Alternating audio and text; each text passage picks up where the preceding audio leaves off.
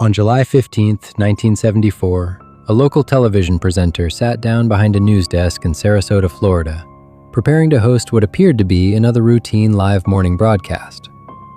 A few minutes later, the program was off the air, emergency vehicles were racing toward the station, and one of the most infamous moments in broadcasting history had begun. For more than 50 years, almost every retelling has started with those final seconds. We did too, at first. But once we began laying out the documents, witness accounts, and production records, the ending stopped looking like the beginning of the case. The more we worked through the material, the more it felt as though the famous broadcast had swallowed everything that came before it. By the time the cameras went live, this story was already well underway. There had been conversations, decisions, changes in routine and documents that attracted almost no attention at the time. None of them explained the case on their own, but once we placed them beside one another, they began to form a pattern that was impossible to ignore. So we cleared the board and started again. We compared contemporary reporting, later interviews, production details, and the surviving accounts of the people who were there. We were not looking for a more dramatic version of the story. We were looking for the strongest reconstruction the evidence would allow. What emerged was not simply an investigation into how Christine Chubbuck died. It was an investigation into how an ordinary working day became the final point in a sequence of choices that had begun much earlier. To understand that sequence, we had to go back to the person at the center of it.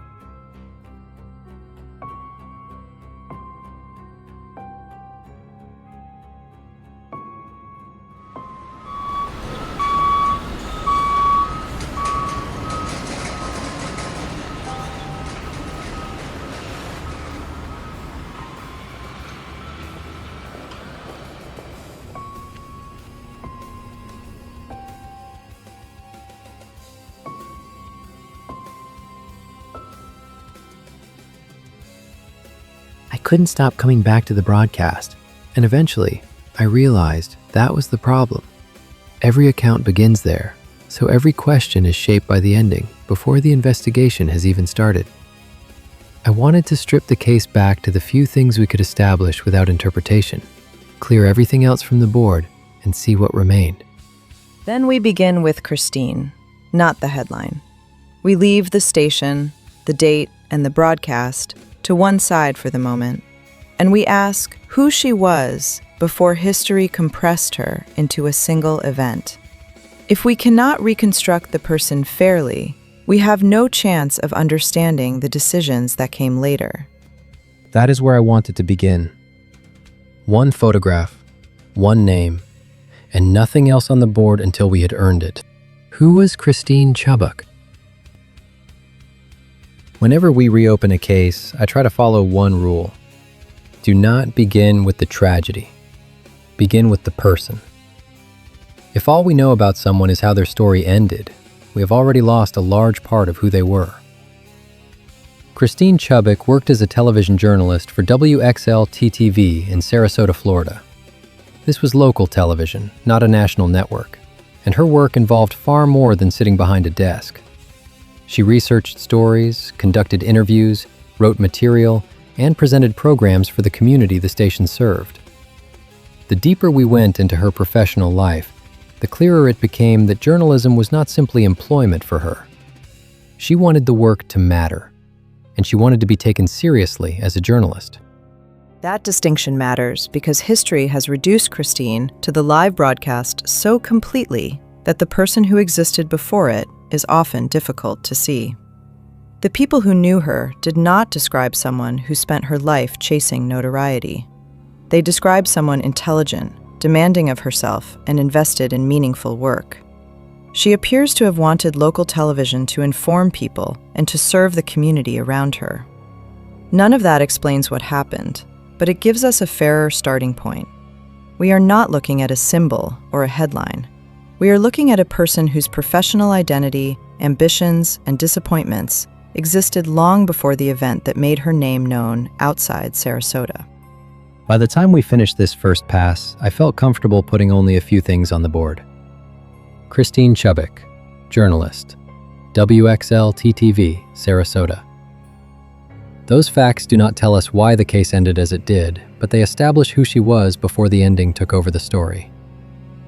The next thing I wanted to understand was the environment around her, because people do not work in isolation, and whatever pressures existed in this case would have been experienced somewhere. The most obvious place to look was the newsroom she entered every day. What kind of newsroom was WXLT?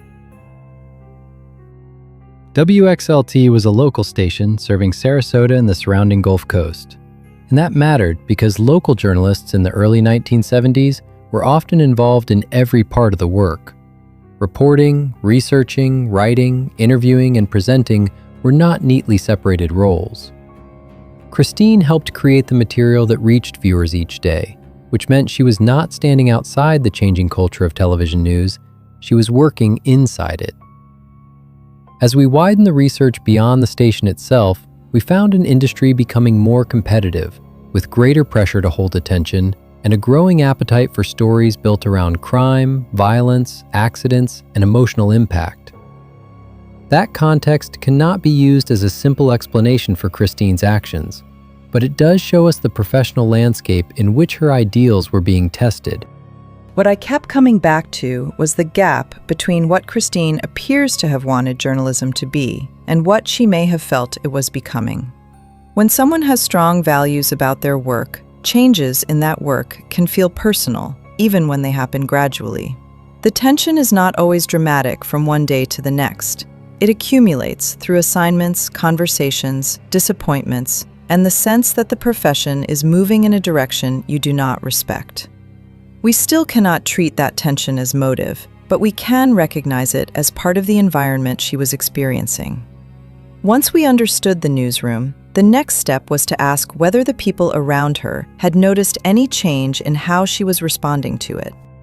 The station gave us context, but context is not testimony. To know how Christine appeared to the people around her, we had to leave the broader history of television behind and compare the accounts of the colleagues, friends, and family members who had actually known her. That is where the case moved next, not to one definitive witness, but to the places where several incomplete memories began to overlap. What did the witnesses actually see? Once we understood the newsroom, we stopped looking at the building and started looking at the people inside it. The Sarasota County Sheriff's Case File records statements from 7 WXLT employees who were present at or around the station that morning. No single witness saw the whole picture, and none of them had the benefit of the timeline we have now. So instead of searching for one perfect account, we compared what each person actually observed and looked for the places where those accounts supported one another. That mattered because these were not memories collected years later. They were statements taken while the events were still immediate. What stood out to me was how ordinary many of those observations were. Colleagues remembered Christine as professional, serious about her work, and sometimes frustrated, but they did not describe someone whose intentions were obvious. That is exactly why hindsight can be so deceptive. Once we know how a story ends, every unusual comment or change in behavior begins to look like a warning. The people inside the station did not have that ending yet. They only had fragments, and most of those fragments still looked ordinary. By the end of the witness review, I felt we had taken memory as far as it could take us. The next step had to come from evidence that existed before anyone knew how the story would end. Documents, recorded decisions, and physical items that hindsight could not reshape. What evidence existed before the broadcast? The timeline changed the moment we stopped relying on memory and started following documented decisions. Christine had legally purchased the revolver before the broadcast, which moved the beginning of the case backwards in time. More important still was a detailed statement given to police by her coworker, Rob Smith. He said Christine had told him she had bought the gun, described how she planned to use it, and joked about doing it live on television. Smith told investigators that she laughed afterwards and that he did not take the remark seriously. That distinction matters. We are not looking at an obvious warning everyone ignored. We are looking at a conversation that only became unmistakable after the ending was known. This is where preparation and motive have to remain separate. Smith's statement tells us that Christine had spoken about the idea before the broadcast. It does not tell us what was happening inside her mind when she said it, or whether she expected him to understand. What it does show is how easily a serious disclosure can hide inside humor. Smith later described her as someone who could move into dark territory and then laugh, which made it difficult to know when she was joking and when she was reaching out. Closing that folder, I realized the case no longer belonged to a single morning. We now had a legal purchase, a contemporaneous police statement, and a specific conversation that placed the idea before July 15th. The next question was whether that preparation had begun shaping the program itself. What changed before the broadcast went live? I was convinced important decisions had been made before July 15th. What I still could not see was how far that preparation reached. The sheriff's file gave us a clearer answer through the statement of WXLT production manager Linford Richard, who directed the program that morning. He said Suncoast Digest was normally an ad-libbed show, but Christine arrived wanting to open with a scripted news segment. He found that unusual, but he went along with it. He also remembered that she appeared nervous while reading, although at the time he attributed that to the demands of reading scripted news and to the technical problems unfolding around her. That is exactly the kind of detail that becomes dangerous in hindsight. Nervousness can mean almost anything. A change in format can happen for ordinary production reasons. But once those details sit beside the gun purchase and Smith's statement, they begin to carry more weight. Not because any one of them proves intent, but because they all belong to the same sequence. The next piece was the technical failure. A pre-recorded film report would not run, forcing the program back to Christine. That failure was not part of her plan, yet it became the moment that carried the broadcast into its final stage. By then, the program itself had become evidence: the unusual scripted opening, the director's observations, and the failed film that returned the camera to Christine. The last question was whether any written material survived that showed how far beyond the broadcast her preparation extended. What did Christine prepare before the broadcast? By the time we opened the next folder, it felt as though every previous discovery had been pointing us here. The sheriff's property receipt confirms that deputies recovered a reel of videotape and 2 sheets described as story pages from the station. The case file also contains an official transcription of the recorded broadcast. Those are 2 different things, and the distinction matters. The transcription tells us what was heard on air. The recovered story pages confirm that written material was taken into evidence. What the public record does not give us is a complete facsimile of every page Christine prepared. That absence is important because it limits what we can claim. We know the pages existed. We know they were recovered. We know news director Mike Simmons later said the script continued beyond the shooting and included a third-person bulletin for whoever took over the program. But we cannot show the original page, and we should not pretend that later recollections are the same thing as the document itself. Simmons remembered the bulletin as reporting that Christine Chubbuck had shot herself during the live program and had been taken to Sarasota Memorial Hospital in critical condition. If his recollection is accurate, then Christine did not stop writing at the moment she expected to stop speaking. She continued the broadcast in the voice of the person who would replace her. The station later used information from her prepared copy when notifying other outlets. In that sense, the first news report about Christine was, at least in part, written by Christine herself. That may be the closest this case allows us to come to her state of mind. She scripted not only the act, but the continuation of the program after it. And she wrote herself as still alive, in critical condition. We cannot know exactly what that meant to her, but it reveals a degree of preparation that none of the earlier evidence could establish on its own. By this point, we were no longer collecting clues. We were confirming a pattern. What remained unresolved was motive. What was Christine trying to say? Once we'd established the sequence of preparation, the investigation naturally shifted from actions to meaning. This was the point where I became most cautious, because motive is where investigations often drift away from evidence. Christine's final on-air statement has been quoted for decades, but quoting it isn't the same as understanding it. So we placed those words beside everything we'd already established: her commitment to journalism, the changing television landscape, the documented preparation, and the recollections of those who knew her. Rather than asking what we wanted the statement to mean, we asked a narrower question. What conclusions does the historical record actually support? What struck me was how often people try to make one sentence carry the weight of an entire life. It can't. A sentence can reveal frustration, irony, or conviction, but it cannot explain every pressure a person was living with.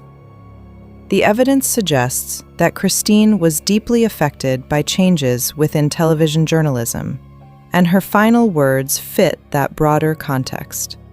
They do not, however, allow us to reduce the entire case to a single explanation. The closer we stayed to that distinction, the more honest the investigation felt. By the time we reached the final morning, we no longer had to rely on the famous broadcast alone. We could finally place it within the sequence the investigation had uncovered.